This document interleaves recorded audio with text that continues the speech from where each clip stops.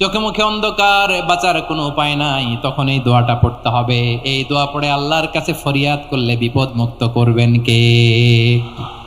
এমন বিপদ মাঝে মাঝে হয় না, দেয়ালে পিঠ থেকে যায়, চোখে মুখে অন্ধকার, কি করব দিশা খুঁজে পাই না, এরকম হয় কখনো? হ্যাঁ, আপনাদের হয়? হয় না? তো জান্নাতে আছেন আপনারা। হয় হয় এরকম হয়েছে না যে দেয়ালে পিঠ থেকে গেছে, চোখে মুখে অন্ধকার, ওই যাব, কি করব, বাঁচানোর কেউ না, এরকম হয়েছে কখনো আপনাদের? যদি হয় তাইলে এটার সলিউশন বলবো, না হইলে তো এগুলো বলে লাভ নাই। হয় হয় হয় বিশ্বনবী এরকম কঠিন বিপদে পড়েছেন জীবনের কিছু কিছু মুহূর্তে। ওই মুহূর্তে বিশ্বনবী স্পেশাল দুইটা দোয়া পড়তেন। এই দোয়াগুলো আপনাদেরকে জানিয়ে দেয়। বিশ্বনবী বলেন, কঠিনতম বিপদে যখন পড়বা, দেয়ালে পিঠ থেকে যায়, চোখে মুখে অন্ধকার, বাঁচার কোনো উপায় নেই, তখন পড়বা লা ইলাহা ইল্লা আনতা সুবহানাকা ইন্নী কুনতু মিনাজ জালিমিন। আল্লাহ, তুমি ছাড়া কোনো ইলাহ নাই, তুমি পবিত্র, নিশ্চয় আমি জালিমদের অন্তর্ভুক্ত। সুবহানাল্লাহ বলেন। এই দোয়া সাইয়েদনা ইউনূস আলাইহিস সালাম পড়েছিলেন যখন মাছের পেটে ছিলেন। কিসের পেটে? এবং অনেক মুফাসসিরিন ইকরাম বলেছেন, অনেক আহলুল ইলমরা বলেছেন, এটা হচ্ছে ইসমে আজম। ইসমে আজম এমন দোয়া যেটা দিয়ে দোয়া করলে আল্লাহ দোয়া কবুল করে, কিন্তু এটা কোনটা, এটা নিয়ে ইখতিলাফ আছে। কোন আহলুল ইলম বলেন এই লা ইলাহা ইল্লা আনতা সুবহানাকা ইন্নী কুনতু মিনাজ জালিমিন, এটা হচ্ছে ইসমে আজম।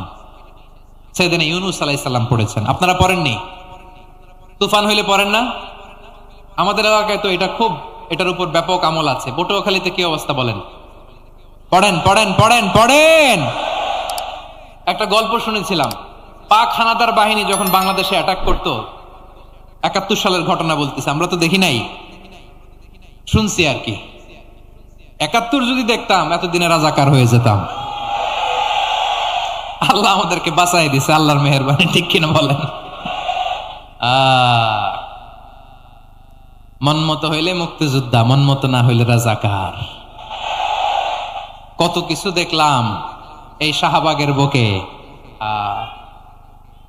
আল্লাহ, ৭১ সালে দেখি নাই, আমরা শুনেছি পাক হানাদার বাহিনী জিজ্ঞেস করত মুসলিম না অমুসলিম চেক করার জন্য, বলতো কালেমা বল, কালেমা বাতাও।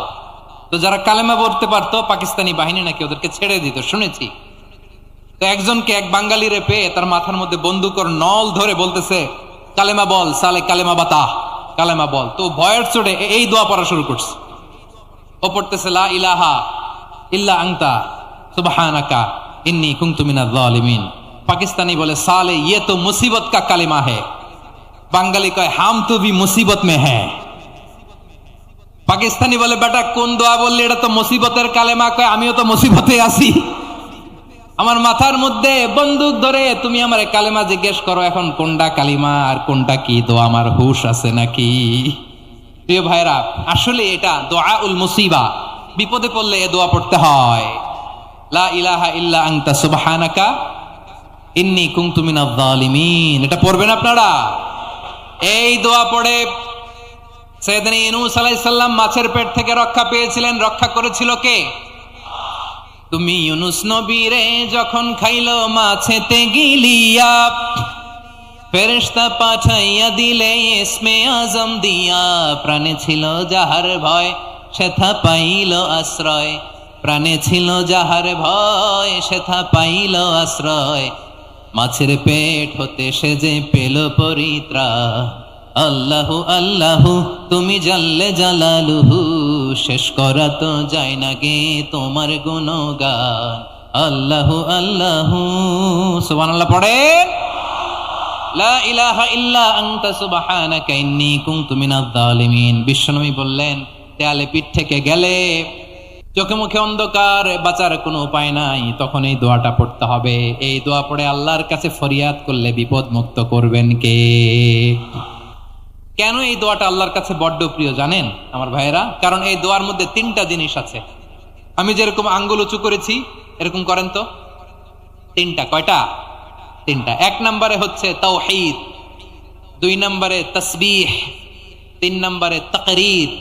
আই রিপিট, আবারও বলছি, 1 নম্বরে তাওহীদ, 2 নম্বরে তাসবিহ, 3 নম্বরে তাকরীর। এ দোয়াটা আল্লাহর কাছে এত পছন্দনীয় কারণ এ দোয়ার প্রথম অংশে আছে তাওহীদ, আল্লাহর একত্ববাদের ঘোষণা। লা ইলাহা ইল্লা আনতা, ও আল্লাহ আপনি ছাড়া কোনো ইলাহ নাই, উপাস্য নাই। একথা বললে আল্লাহ বড্ড খুশি হয়ে যায়, সুবহানাল্লাহ পড়েন। এ দোয়ার দ্বিতীয় অংশে আছে তাসবিহ, মানে আল্লাহর প্রশংসা, প্রশংসা সূচক বাণী। সুবহানাক সুবহানাক সুবহানাক, ও আল্লাহ আমি আপনার পবিত্রতা ঘোষণা করছি, সুবহানাক। একথা শুনলেও আল্লাহ খুশি হয়ে যায়, সুবহানাল্লাহ পড়েন। এই দোয়ার তৃতীয় অংশে আছে তাকরীর, তাকরীর মানে পাপের স্বীকৃতি। তাকরীর মানে কি?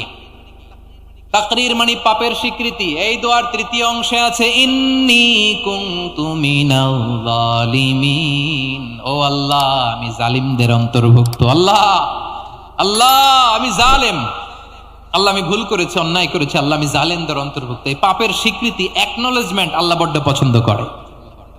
যখন আল্লাহর কাছে আপনি ছোট হবেন, ছোট হতে হতে যত ছোট হবেন ওই দৃশ্যটা দেখতে আল্লাহ বড্ড পছন্দ করে, সুবহানাল্লাহ বলেন। 3 নম্বর অংশ ইন্নী কুনতু মিনাজ জালিমিন, আল্লাহ আমি জালেমদের অন্তর্ভুক্ত।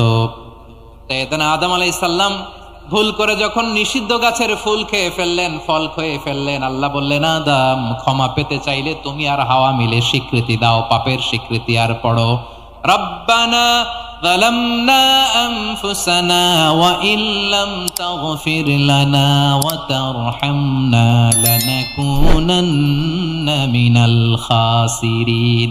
ও আল্লাহ আমি আদম আর হাওয়া যালামনা আনফুসানা, আমরা আমাদের নফসের উপর বড্ড জুলুম করেছি।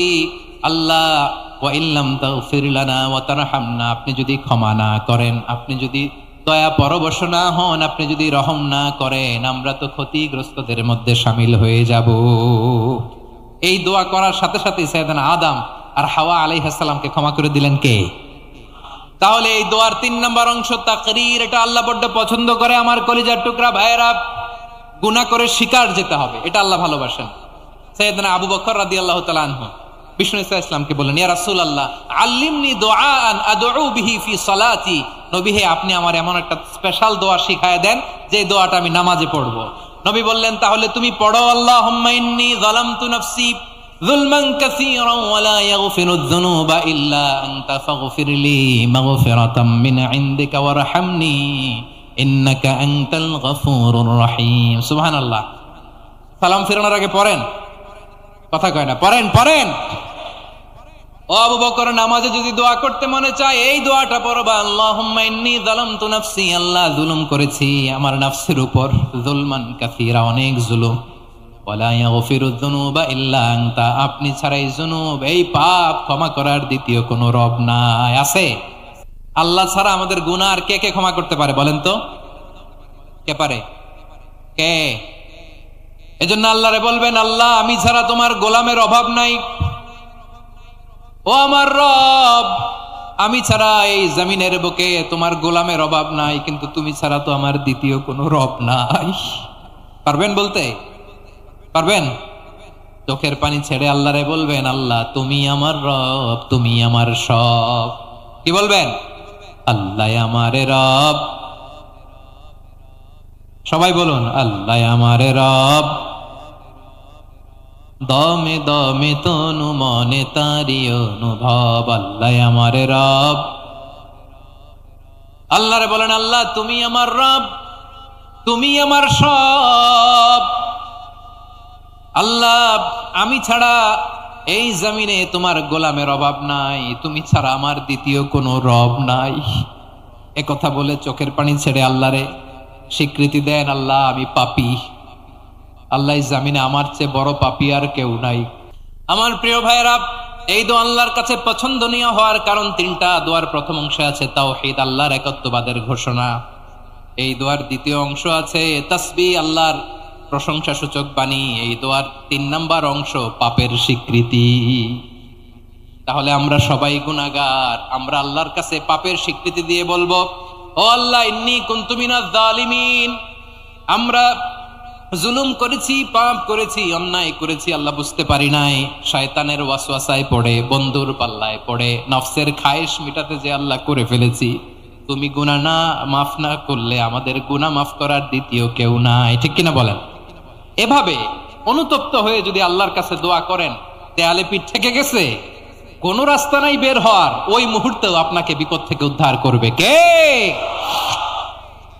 বিশ্বনবী চরম বিপদে পড়লে দুটা দোয়া পড়তেন। প্রথম হলো এটা, লা ইলাহা ইল্লা আনতা সুবহানাকা ইন্নী কুনতু মিনাল জালিমিন। এই দোয়াটা আমরা বেশি বেশি পড়ব প্রিয় ভাইরা, রাজি আছেন? সবাই আওয়াজ করে পড়ুন ইনশাআল্লাহ।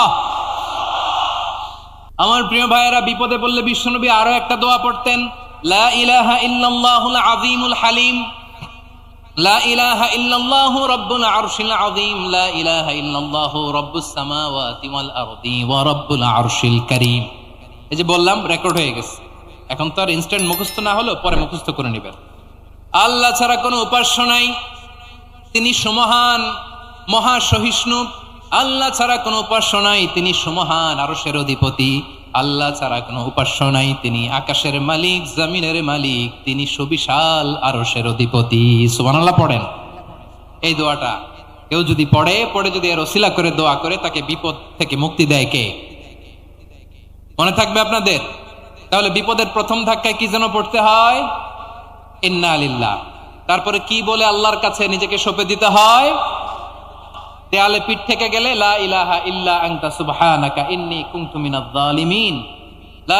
দুই নাম্বার হচ্ছে লা ইলাহা ইল্লাল্লাহুল আযীমুল হালিম, লা ইলাহা ইল্লাল্লাহু রাব্বুল আরশিল আযীম, লা ইলাহা ইল্লাল্লাহু রাব্বুস সামাওয়াতি ওয়াল আরদি ওয়া রাব্বুল আরশিল কারীম। মনে থাকবে ইনশাআল্লাহ? বলেন সবাই।